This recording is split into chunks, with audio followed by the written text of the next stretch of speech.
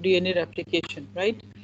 So you all know that in eukaryotes, the replication process is very specific, and it is linked to the specific phase of the cell cycle. And you just recall the phases of cell cycle, then you would know that there are G1 phase, S phase, G2 phase, and then M phase. So replication process is taking place during the S phase. But it's very important to know that, as I told you earlier, that there are so many different thousands of origins of replication on a single chromosome, right, in case of eukaryotes. So all of those origins are not actually activated at a given replication cycle. So the selection of potential replication origins, it begins with the binding of the origin recognition complex.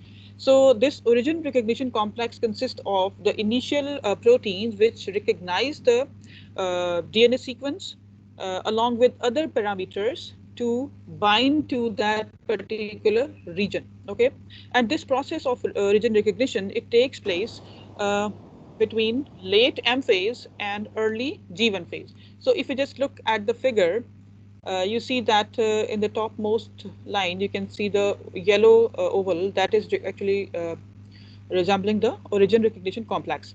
So the origin recognition complex that consists of many proteins, they recognize the origin or DNA sequence in the late M or G1 phase, right? So then origin recognition complex, together with the different cyclins or CDKs, they recruit the mini chromosome maintenance protein that is also called as MCM227 to the origin during G1 phase, forming the pre-replicative complex, pre-RC. So if you look at the figure, you can see this pre-RC. Okay, so in the pre-RC, you can see the MCM227 in the green color ovals. They are shown at both right and left side, right? So this pre-RC complex is formed during the G1 phase. So this is very important for you people to understand this phenomenon, right? We know that replication starts during the S phase, but the origin recognition process is taking place during the G1 phase. Okay, so the pre-recognition complex or replicative complex actually is formed during the G1 phase. So this recruitment of MCM227 in effect licenses the origin for subsequent activation. So the process of replication gets activated during the S phase. Okay, proteins, initial proteins, they bind to the target origins in the G1 phase, but the process is actually activated in the S phase. So when the cell enters S phase, cyclins and DBF4 dependent kinase activities, right, they facilitate the assembly of additional factors to the pre-RC, forming the pre-initiation complex, and ultimately leading to the recruitment of DNA polymerases and replication initiation. So by going through all these points, you should now be able to understand that the activation process and the selection of the origins, they are two different things, and they are taking place at during the two different phases of the cell cycle.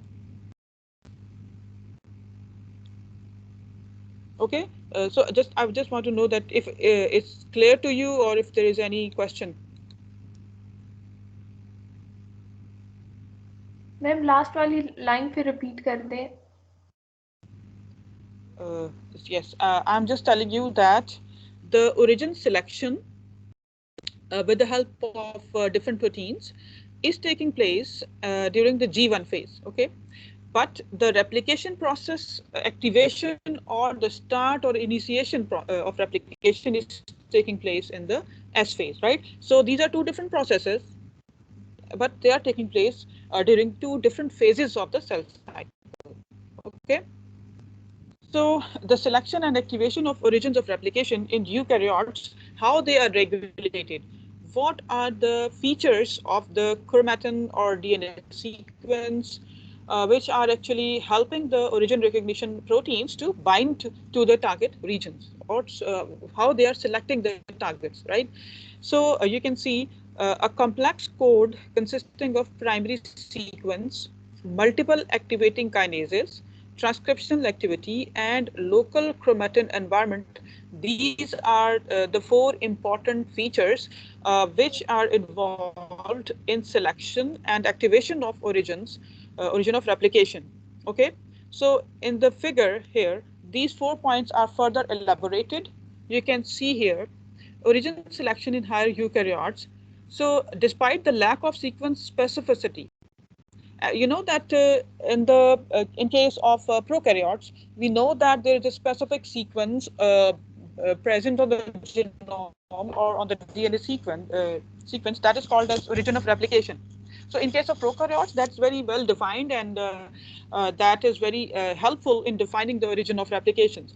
But in case of eukaryotes, we do not have any such sequence that is found in case of prokaryotes, right? So here we are saying that despite the lack of sequence specificity, metazoan origins share several common characteristics. So because we are not having any specific sequence for origin recognition, or for that can be defined as origin, there are many other features or characteristics which are actually checked for a particular region to serve for the origin. Okay, so first thing is that open chromatin environment. So in the figure C, there is a red color region shown, and it's called as potential origin. So let's suppose there is a target sequence that is not having consensus sequence, but some proteins which can recognize the origin, they can bind here, right? But this region is actually silenced. Silence means that is closed, right? It's not very much open. So with the help of chromatin rebottlers and histone acetyl transferases, this potential origin of replication gets exposed, right? So in the next step, you can see that origin recognition complex, they can bind to that potential origin. So the recruitment of transcription factor, local histone acetylation, and proximity to the transcription start site and CPG Iceland. These are actually the surrounding regions which help in the recognition of the origins. So the recruitment of transcription factors, chromatin remodeling activities to create a nucleosome-free region, and the local hyperacetylation of surrounding nucleosomes likely promote origin recognition complex localization and pre-RC assembly. So you can see here in the third region. So in the second, you can see that after the hat's entry, the surrounding nucleosomes become acetylated. So you all know that when the nucleosome becomes acetylated, what happens? The chromatin gets opened, right? And in the second step, you can see the promoter and this arrow and transcription start site, TSS. Transcription factors can come and they can bind to the region. When the transcription factor also look for open chromatin region, right? Transcription factor also needs an open chromatin structure because it cannot bind to the closed chromatin, because it has to look for the target sequence. So target sequence, when it's exposed, only at that time the transcription factor can come and it can bind and it can recognize. So the transcriptional activity at that particular region is another factor which actually helps the origin recognition complex to bind to the origin of replication. Then in the last step, you can see the nucleosomes flanking origins of replication in pink color, right? They are dynamic and they undergo nucleosome exchange throughout the cell cycle. The histone acetyltransferase HBO1 interacts with CTD1 and promotes recruitment of MCM227 complex to form the pre-RC, presumably by local acetylation of histone H4. So you can see here the context of the origin recognition and the transcription process, they are quite close, right? So you can also see that the nucleosomes here, they are acetylated and they are dynamic as well, because different changes to the surrounding nucleosomes, they can affect the origin recognition complexes, right? Because if they are not acetylated, then origin recognition complex will not be able to properly bind, because the sequence where they have to bind will not be exposed. Is it clear? Excuse me, ma'am. G. Ma'am, as we can see in the second second ma'am ये जो बना हुआ है reason जी जी जी ma'am यहाँ पर ऑरिक तो ma'am basically Auric ने जो है वो, एक सेकंड यार मैम यहाँ पर ऑरिक में मैम स्लाइड तो नहीं होना चाहिए ना, हिस्टोन डेपोजिशन होनी चाहिए। यहाँ पर तो मैम बिल्कुल ही क्रोमेटिन रिमॉडलर से आके स्लाइडिंग कर दी है न्यूक्लियोसोम की। हमने पढ़ा था मैम कि ये हिस्टोन डेपोजिशन के जरिए जो है वो एक्सपोज कर देते हैं ऑरिक रीजन, और जो जिस जीन ने ट्रांसक्राइब होना है ट्रांसक्रिप्शन फैक्टर उसके साथ बाइंड करते हैं, और वो जीन जो है वो प्रोट्रूड आउट करके लूप बना के, तो वो सारा हमने पढ़ा था मैम। यहाँ पर तो ऊपर वाली कंडीशन में भी 4 न्यूक्लियोसोम्स थे, यहाँ नीचे भी 4 न्यूक्लियोसोम्स हैं, तो यहाँ तो न्यूक्लियोसोम स्लाइडिंग हो रही है। हाँ, तो न्यूक्लियोसोम स्लाइडिंग हो सकती है ना। देखिए, हम न्यूक्लियोसोम स्लाइडिंग होना या उनका रिमूवल होना डिफरेंट मैकेनिज्म्स है ना, ठीक है। तो यहाँ पे एक्चुअली आपको एक जनरल सा मैकेनिज्म बताया हुआ है कि जब आपका ओरिजिन जो डीएनए सीक्वेंस जो एज अ ओरिजिन, जिसे हम पोटेंशियल ओरिजिन कह रहे हैं, ठीक है, उस पे जब ओरिजिन रिकग्निशन कॉम्प्लेक्स ने बाइंड करना है ना, तो वो रीजन एक्सपोज होना चाहिए, ठीक है। तो अब आप देखें कि ये अगर आप एक सिंगल क्रोमोसोम की बात करते हैं तो there are thousands of potential origins on that single chromosome, ठीक है ना। अब उन सारों के सारों पर एक सिंगल मैकेनिज्म तो काम नहीं करेगा, कि जरूरी नहीं है कि एक सिंगल मैकेनिज्म से ही वो न्यूक्लियोसोम फ्री हो जाए वहां से, लाइक वो डिस्प्लेस हो जाए या उनकी डिपोजिशन चेंज हो जाए, ठीक है। तो डिफरेंट मैकेनिज्म्स हैं जो कि काम कर सकते हैं, ठीक है ना। तो यहाँ पे तो एक चूंकि आपको आइडिया देने के लिए बताया जा रहा है, तो इट कैन बी चेंज्ड, ठीक है। ये एक ही मैकेनिज्म जरूरी नहीं है कि हर एक पोटेंशियल रिलीजन के ऊपर चल रहा हो। ठीक हो गया जी मैम, ठीक है। अच्छा, सो और कोई क्वेश्चन है इस फिगर में, या कोई ऐसी चीज जो आप समझना चाह रहे हो या समझ नहीं आई हो? Basically we are talking about origin selection in higher eukaryotes, ठीक है। तो वहां पे ओरिजिन को सिलेक्ट करने के लिए आपके पास डिफरेंट फीचर्स आ जाते हैं। फिर ये देखना पड़ता है कि कहाँ पे वो जो पोटेंशियल ओरिजिन है वो कहाँ लाई कर, उसके सराउंडिंग में क्या ट्रांसक्रिप्शन को स्टार्ट करने की साइट अवेलेबल है, क्या वो जो न्यूक्लियोसोम की का स्टेटस है, एसिटाइलेशन या डी एसिटाइलेशन या मिथाइलेशन या व्हाटएवर, वो क्या है, ठीक है। तो इन सारी चीज़ों को देखने के बाद या जो है ना आपके जो प्री आरसी जो है वो वहाँ पे असेंबल होता है, ठीक है। So eukaryotic genome replicates once per cell cycle. This is again very important, right? You just recall the prokaryotic scenario. We know that even in a single cell, the whole genome was replicating twice or even 3 times, right? But the same thing cannot happen in the eukaryotes. Why it cannot happen? Let's see. The separation of pre-RC assembly and the subsequent activation of replication. Hello, आवाज तो मेरे तो mic भी on है, I don't know, आ रही है आवाज अब? यस मैम, आ रही है आपकी आवाज। आपकी साइड पे कोई प्रॉब्लम होगा, आप प्लीज को चेक कर लो उसको, ठीक है। So the separation of pre-RC assembly and the subsequent activation of replication origins into discrete or separate phases of the cell cycle provides an exquisite solution to replicating the genome once and only once per cell cycle. Okay, I told you that the two processes, they are kept separately into separate phases of cell cycle, and that gives us or the eukaryotic cells a chance that genome will be actually replicating once per cell cycle, right? So by strictly limiting pre-RC assembly to G1, it is impossible for sequences undergoing DNA synthesis to reassemble the pre-RC onto recently synthesized nascent DNA, right? Because the pre-RC is going to assemble during the G1 phase. So when S phase comes and DNA replication starts, so it's impossible that the pre-RC will be again looking for its potential origins right after the synthesis of the nascent DNA. Okay. So the replication process and the selection of regions of replication, it also depends upon the tissue specificity and developmental phase differences.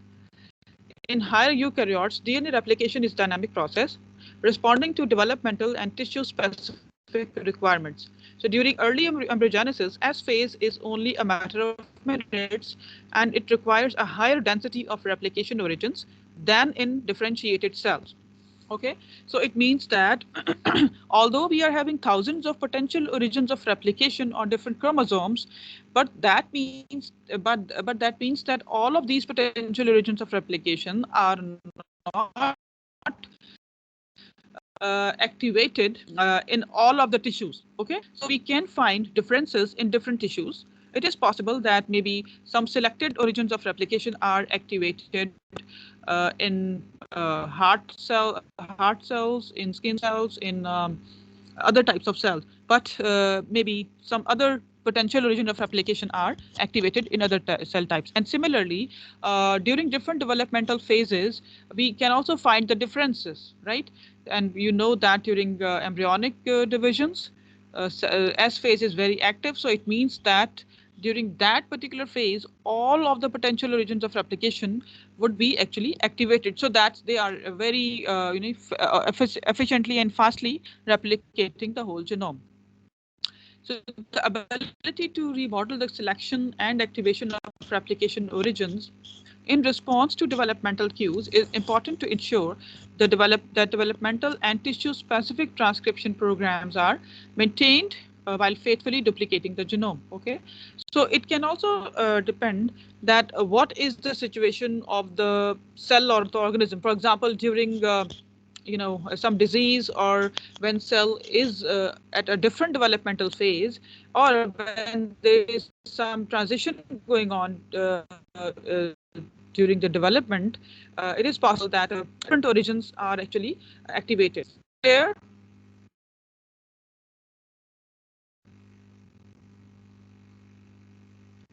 Okay, so let's see what is the situation of replication timing and transcription process. The genome-wide surveys of replication timing and origin usage in higher eukaryotes have demonstrated a clear correlation between transcriptional activity and replication timing in Drosophila and mouse and human cells. And these studies have found that transcriptionally active regions of genome are typically replicated before regions that are devoid of activity. Right? So it means that just recall the heterochromatin and euchromatin, where we already learned that the replication timing is different. Some regions are actually replicating before and others are replicating later. So similarly, there is direct correlation. The regions which are active in transcription, they are also active in replication. Okay. So, however, the correlation between replication timing and transcription is not at the level of individual genes, but rather it's actually integrated over the transcriptional status of many genes in large domains. So what does it mean? Can anybody tell me this point?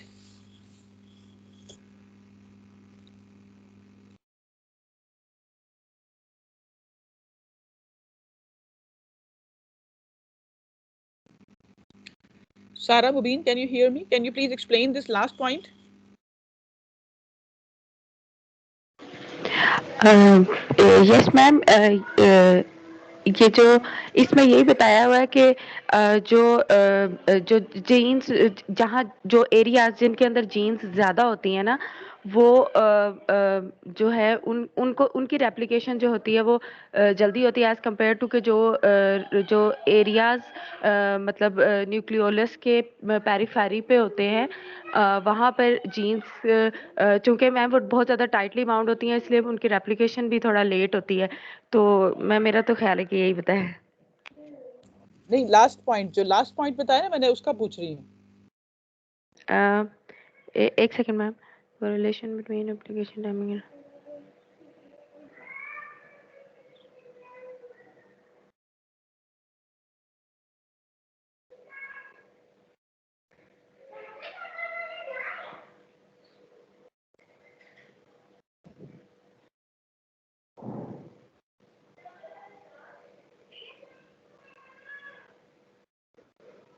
Ma'am इसका context नहीं समझ आ रहा। किसी और को समझ आया? कोई और है जो इसको एक्सप्लेन करना चाहेगा?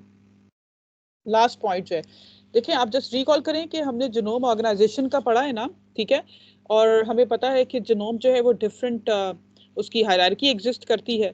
तो हम ये पॉइंट जो कह रहे हैं कि जो ट्रांसक्रिप्शन टाइमिंग है और रेप्लिकेशन टाइमिंग है, इसको हम अभी तक जो एक्सपेरिमेंटल प्रूफ मिले हैं वो इंडिविजुअल जीन्स की बेसिस पे नहीं हम कह सकते, वो हम लार्ज डोमेन की बेसिस पे कह सकते हैं। फॉर एग्जांपल हम ये कहते हैं कि कोई खास डोमेन ए जो था हमारे पास, ए डोमेन और बी डोमेन जिसकी हम बात करते हैं, अगर उसको देख लें जीनोम में, या फिर उससे भी छोटे हम जो टैड्स, कोई खास टैड उठा के देख लें, तो वहां पे हम बता सकते हैं कि अच्छा ठीक है जी, इस टैड में रेप्लिकेशन का टाइम और जो है ना रेप्लिकेशन हो रही है और साथ ही ट्रांसक्रिप्शन भी हो रही है, ठीक है। लेकिन देखिए उस टैग में तो बहुत सारी जीन्स होंगे ना, तो हम ये पॉइंट उस जीन की बेसिस पे नहीं कह सकते, कि हम ये नहीं बता सकते कि खास जीन जो था वो भी ट्रांसक्राइब हो रहा था और साथ ही रेप्लिकेशन उस रीजन में हो रही थी, ठीक है। हम इसको थोड़ा सा जिसे कहते हैं ना कि अभी हमारे पास इन्फॉर्मेशन अवेलेबल नहीं है इतनी कि हम इंडिविजुअल जीन की बेसिस पे इसको गैस कर सकें, ठीक है। तो हम ये कह सकते हैं कि जो लार्ज एरिया है जीनोम का, हम उसके बारे में तो बता सकते हैं कि ठीक है वहाँ पे रेप्लिकेशन भी हो रही है और उस रीजन में ट्रांसक्रिप्शन का प्रोसेस भी हो रहा है, लेकिन हम ये नहीं बता सकते कि उसमें अगर 100 जीन्स है तो वो 100 के 100 जीन्स जो है वो सारे के सारे ट्रांसक्राइब भी हो रहे हैं कि नहीं हो रहे, ठीक है। तो उनका उस लेवल पे मेरे को रिलेशन एग्जैक्टली नहीं पता अभी तक, ठीक है।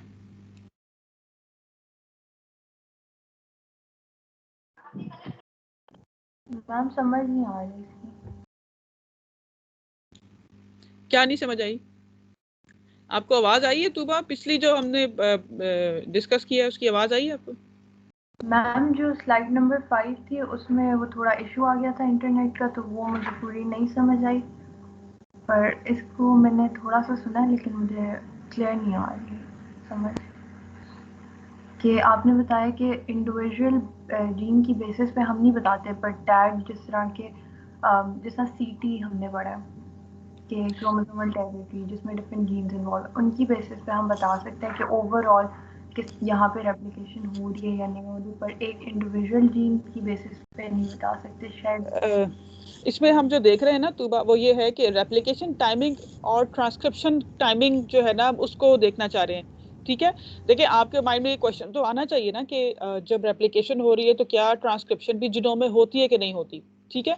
ये बड़ा एक इंपॉर्टेंट क्वेश्चन है जो हर किसी के माइंड में आता है, साइंटिस्ट भी इस पर काफ़ी एक्सपेरिमेंट कर रहे हैं। तो अब उसके बारे में हम ये यही जो इन्फॉर्मेशन अभी तक एक्सपेरिमेंटेशन से मिली है उससे ये पता चल रहा है कि कोरिलेशन तो एग्जिस्ट करता है, ठीक है, कि जब ट्रांसक्रिप्शनल एक्टिविटी, जब ट्रांसक्रिप्शनली जो कोई रीजन एक्टिव है तो वो रेप्लिकेशन के हवाले से भी एक्टिव होगा, ठीक है ना। लेकिन ये है कि जो आपके पास एक, अगर आपके पास एक टैड है, बड़ा टैड है, ठीक है, उसमें 100 जीन्स हैं, तो हम ये तो बता सकते हैं कि उस टैग में वो रेप्लिकेशन भी हो रही है लेकिन, और ट्रांसक्रिप्शन भी हो रही है, लेकिन हम ये बताना इसलिए मुश्किल है कि हमारे पास ऐसी टेक्निक्स अवेलेबल नहीं है कि हम उसको एग्जैक्टली फोकस करके तो वहाँ पे चेक कर सकें इंडिविजुअल जीन का एक्सप्रेशन, ठीक है ना। तो ये पॉइंट सिर्फ बताया जा रहा है कि हम इसको ये बता सकते हैं कि लार्ज एरिया के हवाले से कह सकते हैं, लेकिन उसी एरिया में कितने जीन्स भी साथ में एक्टिव हैं और रेप्लिकेशन भी हो रही है ये बताना मुश्किल है, ठीक है ना। मैम हमने जो ये नहीं पढ़ा कि जो रेप्लिकेशन होती है वो एस फेज में होती है। जी जी बिल्कुल पढ़ा। तो मैम वहाँ पर हमने ये भी बात पढ़ी कि यूकैरियोट्स के अंदर जब रेप्लिकेशन एस फेज के अंदर होती है तो वहाँ पर ट्रांसक्रिप्शन बहुत थोड़ी होती है, मतलब वो भी उसके एंड पे जाकर कहीं। तो मैम फिर ये चीज़ तो कि हमें थोड़ा अंदाज़ा तो फिर है कि अगर कि जो है वो रेप्लिकेशन जो है जब हो रही है तो ट्रांसक्रिप्शन वहाँ पे बहुत कम हो रही है, अगर हो भी रही है। कोरिलेशन तो फिर थोड़ी बात की बात है। नहीं देखिए दो चीजें हैं इसमें, एक तो ये कि आपके जीवन फेज में तो जितने भी प्रोसेसेस हैं ट्रांसक्रिप्शन बहुत एक्टिव होती है ना, ठीक है। आपके रेप्लिकेशन मशीनरी और फिर रेप्लिकेशन में यूज होने वाले बहुत सारी प्रोटीन्स और एंजाइम्स हैं, वो लेट जीवन फेज में इनकी सिंथेसिस बहुत सारी होती है, ठीक है।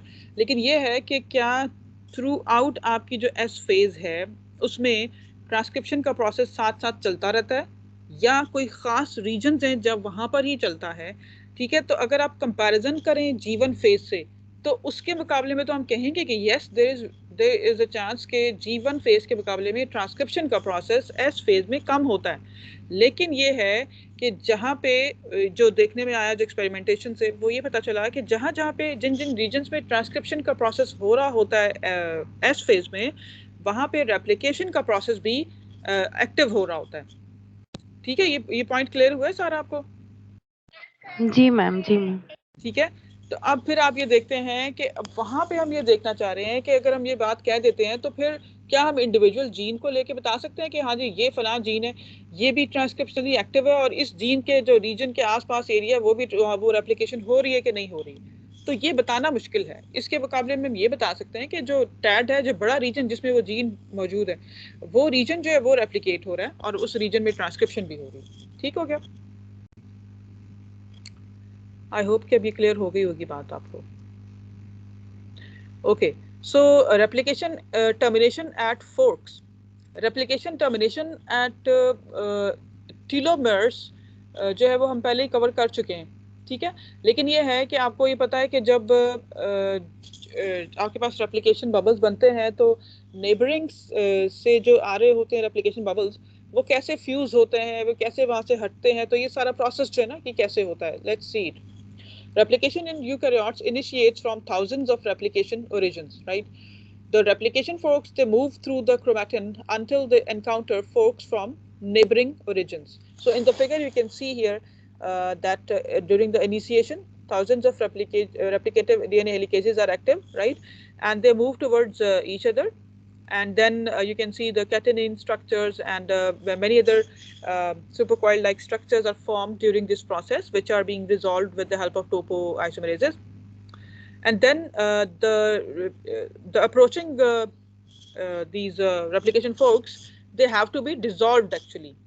ठीक है, ये बहुत इंपॉर्टेंट पॉइंट है कि जब नेबरिंग जो फोक्स जो हैं वो मूव करके आ रहे होते हैं तो उन्हें जो है जीनोम से उनका हटना उतना ही ज़रूरी है जितना कि उनको स्टार्ट में उनका वहाँ पे लोड होना ज़रूरी था, क्योंकि अगर वो सेपरेट नहीं होंगे तो बहुत सारा रेप्लिकेशन स्ट्रेस जो है वो शुरू हो जाएगा और उसमें चांस है कि सेल जो है वो डेथ की तरफ जाना शुरू हो जाए। ठीक है, कई डिजीजेस में ऐसे हो सकता है कि जहाँ रेप्लिकेशन हॉल्ट हो जाती है ड्यू टू दी स्ट्रक्चर्स, या फिर प्रॉपर जो है ना इनकी जो रेप्लिकेशन फोर्क्स आ रहे हैं उनकी डिसअसेंबली अगर प्रॉपर नहीं होती तो बहुत प्रॉब्लम हो सकता है। ठीक है, so during replication fork termination, forks converge, the replisome disassemble and topo to resolve the daughter DNA molecules. एक जनरल मैकेनिज्म जो है वो इस फिगर के अंदर बताया हुआ है कि अप्रोचिंग जो रेप्लिकेशन फोर्क्स हैं वो कैसे कन्वर्ज होते हैं, फिर उसके बाद वो स्टॉप करते हैं इसको प्रोसेस को। ठीक है, दोनों जो स्ट्रैंड्स डबल स्ट्रैंडेड हैं वो कैसे सेपरेट होते हैं फिर। If not resolved efficiently, terminating forks result in genomic instability through the formation of pathogenic structures. ठीक है, pathogenic structures वही है कि जैसे कैटेनिन्स बन गए या फिर कोई और सुपरकॉइल स्ट्रक्चर बन गए जो रिजॉल्व नहीं हो रहे। So termination specific polyubiquitination of the replicative helicase component MCM7 leads to dissolution of active helicase in a process dependent on the P97 and other segregases. अच्छा, अब ये इंपॉर्टेंट पॉइंट है। अब ये जो इससे ऑनवर्ड काफ़ी सारा जो मटेरियल है मैंने उस पेपर से लिया है, breaking up is hard to do. ठीक है, वो पेपर जो है उसमें काफ़ी सारे पॉइंट्स मैंने इसके अंदर डिस्कस किए हैं। अब इस पॉइंट से ऑनवर्ड आगे जो है, ठीक है, और ये प्रेजेंटेशन को सुनने के बाद आप जब पेपर को खुद पढ़ेंगे तो वो आपके लिए आसान हो जाएगा उसको अंडरस्टैंड करना। ठीक है, तो वैसे भी उसमें मैंने हाईलाइट की हुई है काफ़ी सारी चीज़ें जो आपको अगर वो कवर करते हैं तो दैट विल बी फाइन। तो उस पेपर के अंदर आपको एग्जैक्टली ये शो किया हुआ है कि किस तरह से जो अप्रोचिंग हैं फोर्क्स दोनों साइड के वो कैसे डिसॉल्व हो सकते हैं। ठीक है, और उसका मैकेनिज्म क्या है जिसकी वजह से वो सेपरेट हो सकते हैं। तो स्पेक्युलेटिव मॉडल जो उन्होंने बताया है, अगर आप इस फिगर को देखते हैं जो आपको डिस्प्ले हो रही है इस टाइम पे, इसमें आप देखेंगे two forks they replication fork from neighbouring origin they approach each other, the MCM7 subunit of CMG complex become ubiquitinated with lysine 48. Main message इसमें यह है कि जो MCM7 का एक सब यूनिट है, MCM7 जो आपका रेप्लिकेटिव हेलिकेज है, ठीक है, और इस पे इसको कैसे सेपरेट किया जाए जब ये फोर्क्स जो है वो अप्रोच करते हैं एक दूसरे को। ठीक है, तो उसमें आ जाता है आपके पास एंजाइम्स हैं, ठीक है, जिन्होंने यूबिक्विटिन मॉलिक्यूल की अटैचमेंट करनी है MCM7 के साथ। तो जब ये इसको अटैच कर देता है तो उसके बाद फिर जो है ना, चूंकि यूबिक्विटिन अटैच हो गया तो उसका मतलब है कि अब इस एंजाइम को DNA से सेपरेट हो जाना चाहिए। ठीक है, सेपरेट होकर उसकी डिग्रेडेशन हो जानी चाहिए। तो इस तरह से वो सेपरेट होता है और फिर आखिर में जो बाकी एंजाइम बीच में इन्वॉल्व हैं वो दोनों स्ट्रैंड्स को सेपरेट करते हैं। ठीक है, अब इन टर्मिनोलॉजीज की जो सारी डिटेल है वो उस पेपर में दी गई है, जो कि आप लोगों ने इसको पढ़ना है तो आपको बिल्कुल क्लियर हो जाएगा, ठीक है। CMG और ये MCM7 और इन सब का। मैम वो वाला तो पेपर बहुत लंबा है, वो हम लोगों को सारा का सारा पढ़ना है? नहीं, लंबा पेपर तो नहीं है, मैं आपको शो अच्छा कराती हूँ पेपर अभी। जी।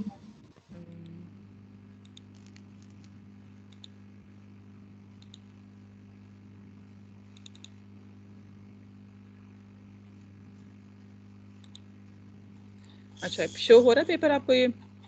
Yes ma'am. Termination of DNA application forks, breaking up is hard to do, ठीक है। इसको अगर आप देखते हैं ना तो इसने इतना मुश्किल नहीं लिखा हुआ है। आपको मैंने काफ़ी सारे रीजन इसमें हाईलाइट किए हुए हैं आप लोगों के लिए, ठीक है।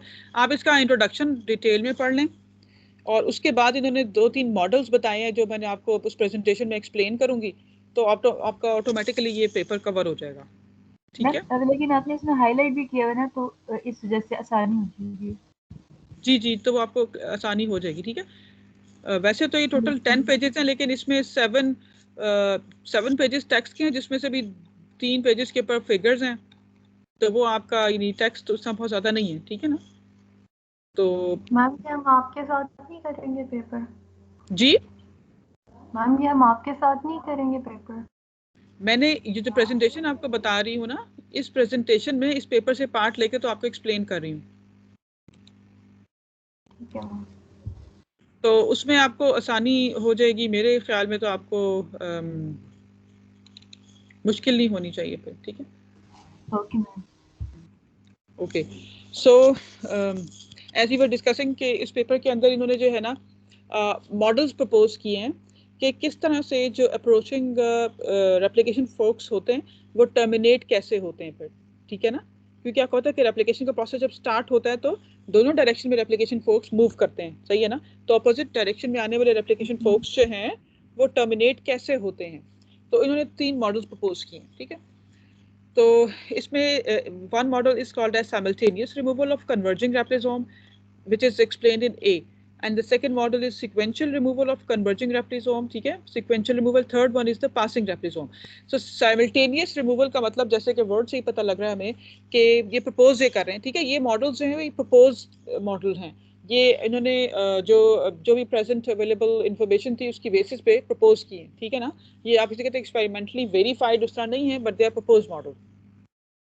कि पॉसिबिलिटी ये हो सकती है कि शायद जो 2 helicases they collide with each other leading to disassembly of both replisomes and resolution of the terminating DNA with the potential help of additional factors and topo 2, ठीक है। साइमल्टेनियस से तो ये पता चलता है कि वो साइमल्टेनियसली जब अप्रोच करते हैं तो वहाँ पे फिर उसके बाद ऐसे स्टेप वाइज उनकी रिमूवल होती है। Second is the sequential removal of convergent raplisome. The convergence of 2 helicases leads to disassembly of one of the raplisome, while the other finishes unwinding and replicating the remaining DNA. And the sister chromatids are detangled by topo 2, ठीक है। Sequential removal में आप देखते हैं कि पहले एक जो है वो उसको complete कर लेता है प्रोसेस, और उसके बाद फिर दूसरा वाला जो है वो करता होगा। The third one है वो that is called as passing raplisomes.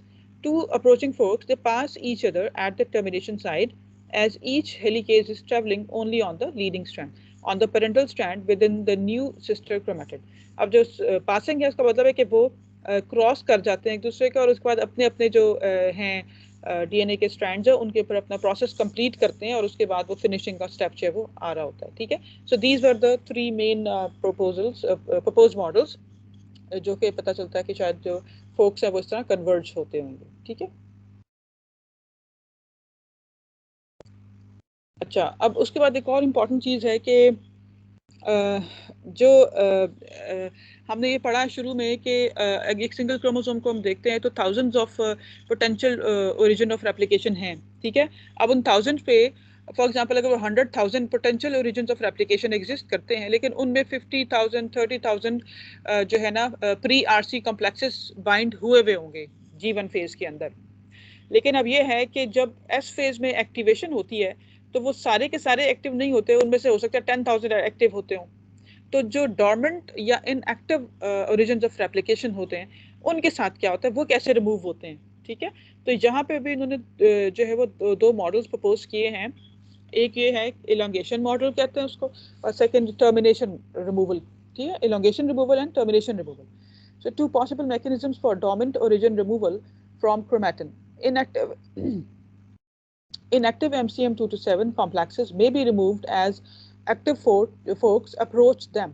ठीक है, लेफ्ट पैनल में शो जो किया हुआ है कि जैसे ही दोनों साइड से आने वाले आपके पास जो एक्टिव रेड कलर में शो हो रहे हैं, ठीक है, ब्लू कलर में जो वो इनएक्टिव है और जो रेड कलर वाले हैं वो एक्टिव ओरिजिन ऑफ रेप्लिकेशन है, जहां पे रेप्लिकेशन स्टार्ट हो चुकी हुई है, ठीक है।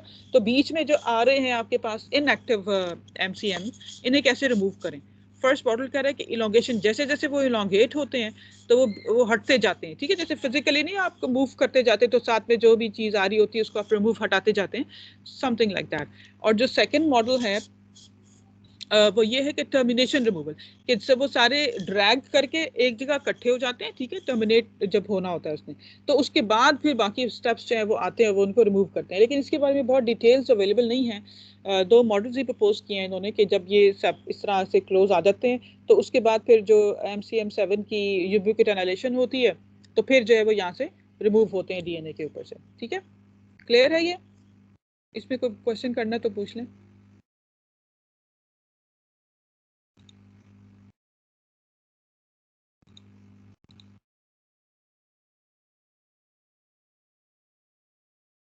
मैम ये क्लियर है जो मैम पीछे रेप्लिकेशन का हमने लास्ट मॉडल पढ़ा है, ए और सी में डिफरेंस ये है कि वो बस स्ट्रैंड सेपरेट हो जाती हैं। हाँ जी जी वो जी दोनों time ji.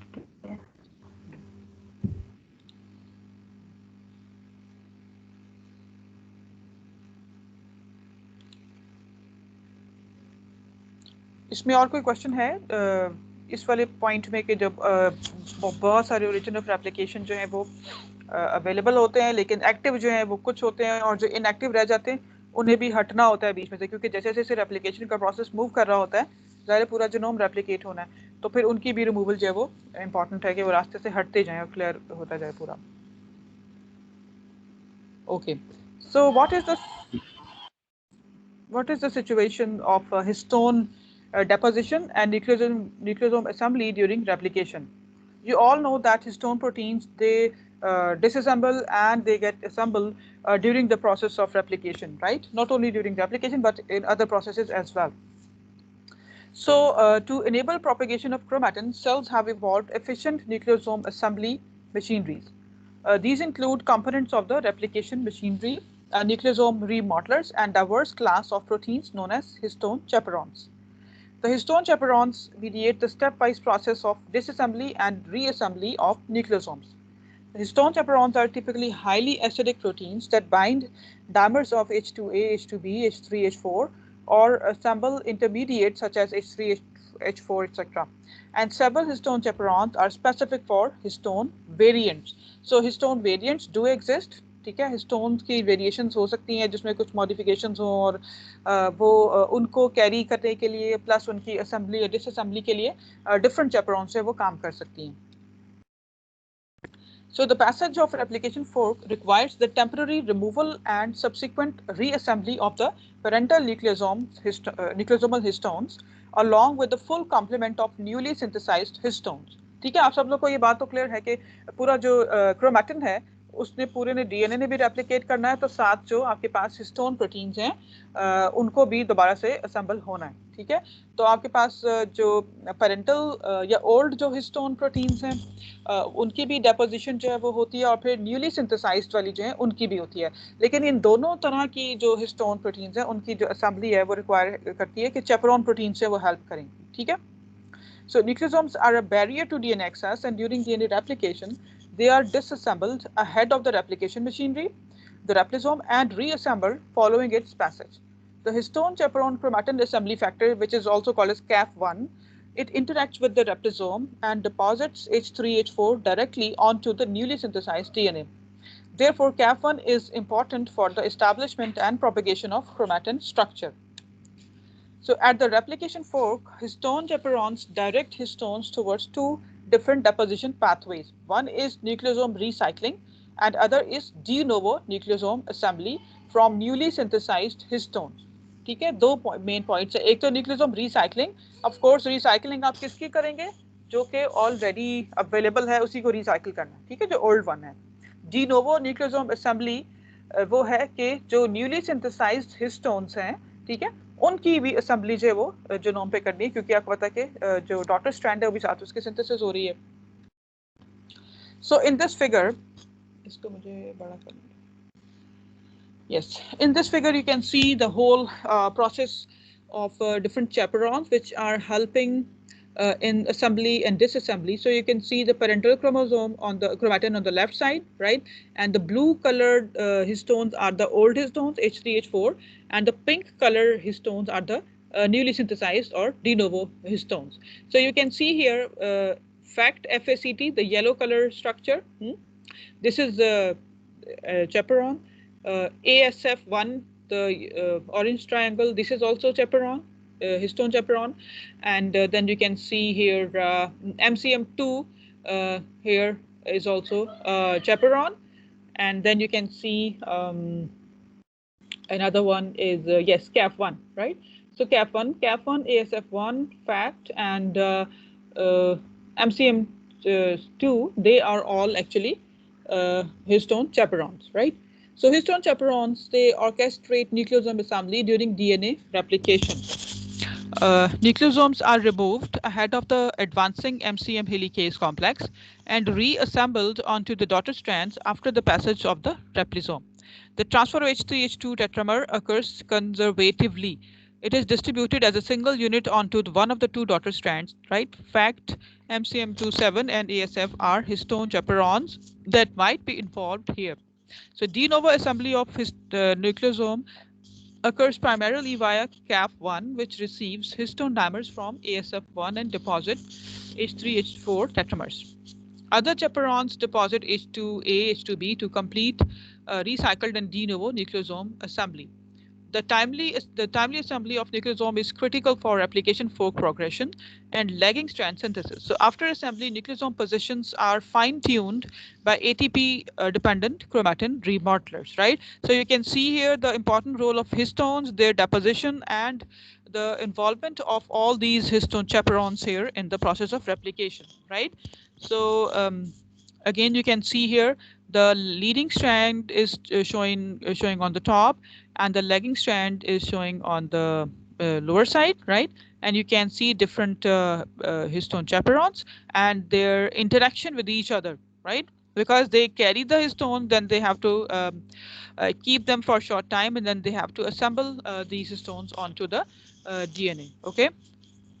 So they have clearly demarcated the histone recycling and then de novo deposition. So you can see that de novo deposition is involving ASF and this CAF1, while histone recycling is involving FACT and MCM2. Okay. So is it clear, or if there is any question in this, you can ask, please.